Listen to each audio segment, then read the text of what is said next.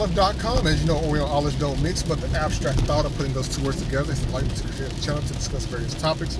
On today's episode, I wanted to jump into a serious conversation with you all on something I've been thinking about doing a video on for a long time, but I wanted to wait until I got a few more subscribers so that I can get some people to comment back so we can actually talk about it, because I find this topic to be very interesting. But what I want to discuss today is a twofold question. In the first question, and also the second question is where should you go on your first date, and who should pay as you guys alternate between the two. And so what I mean by that is you meet someone and you find out that you like them and they like you, and you all decide to go out on a date.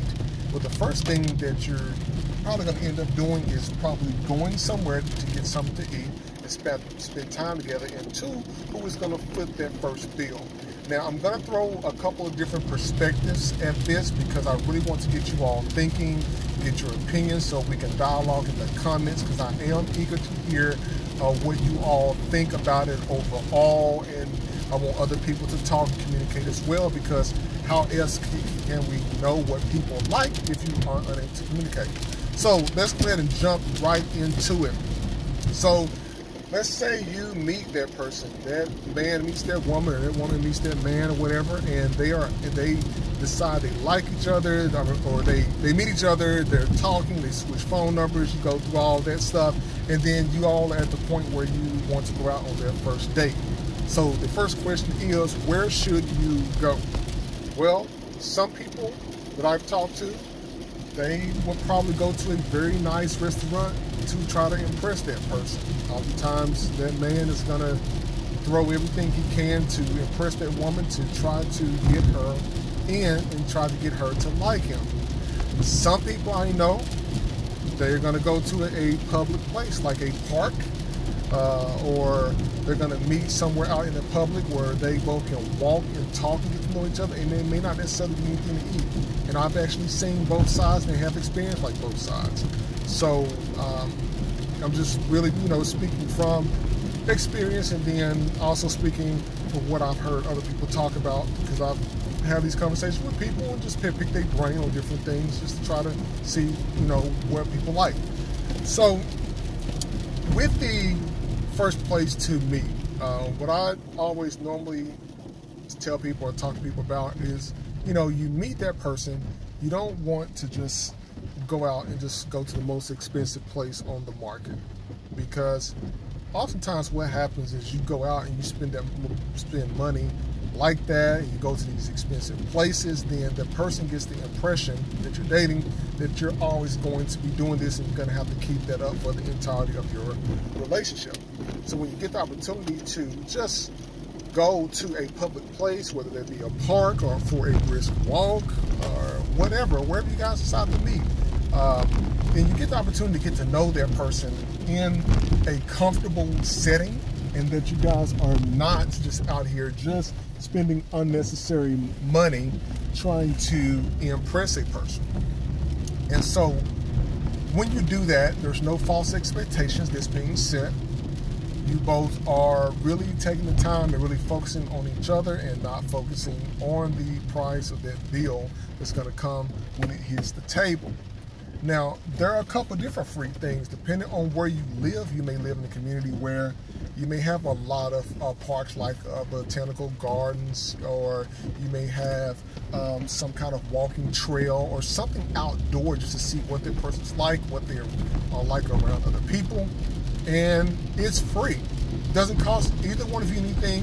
If that dating doesn't work out, neither one of you are out of any money, and you won't be upset.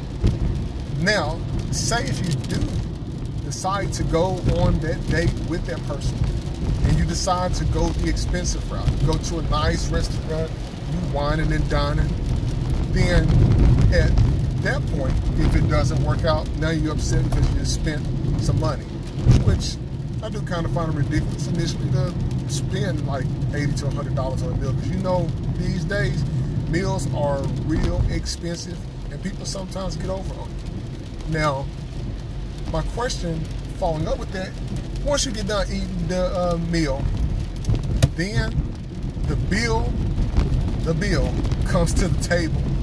All right, who should foot that bill? Should it be the man foot that bill? Should it be the woman to foot the bill?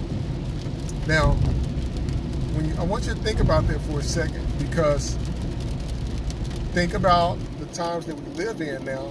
Is that what I often hear on a lot of videos on YouTube from other people that are really good at creating these type of videos, is they show a lot of women that are financially independent.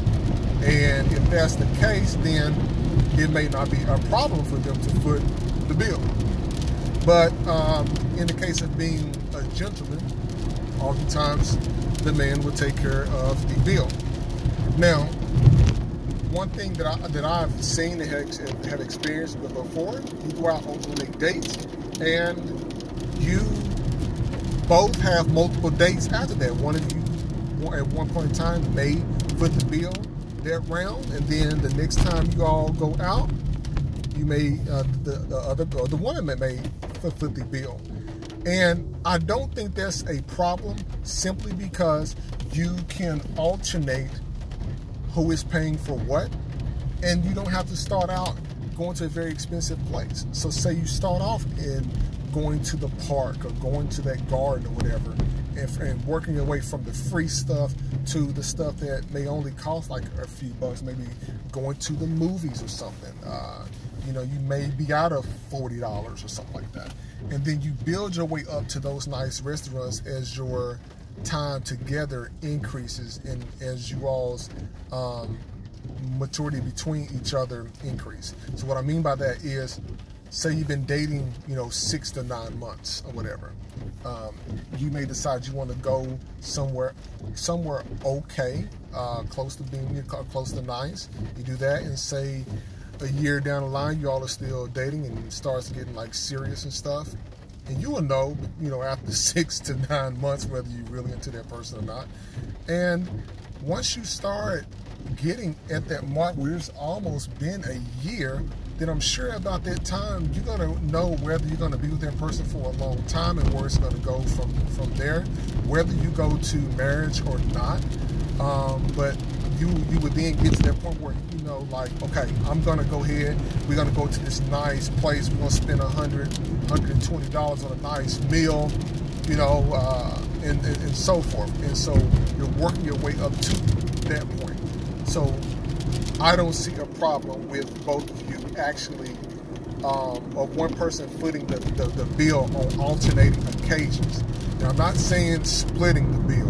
I'm not saying both of you give your cards out to the waiter or waitress as they're giving you your bill, but you all should have that communication with each other. And I think that once you have that kind of thing in mind, and you both kind of know that both of you are helping each other out to help with the relationship, I think that that's going to make a successful relationship going forward, because one person will not be on the expectation side of just having the meal paid for 100% of the time.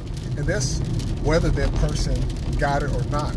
So if one person can't afford that $100 meal, maybe you should be going to the $100 meal places. So I want to know what you all think about this specific topic and everything. This is something like new. I just want to kind of just check out and just kind of see what people think and how they feel about it. And if you are going through this right now, then feel free to share in the comments. Like, listen, subscribe to OrioOlive.com. Look forward to talking with you all soon.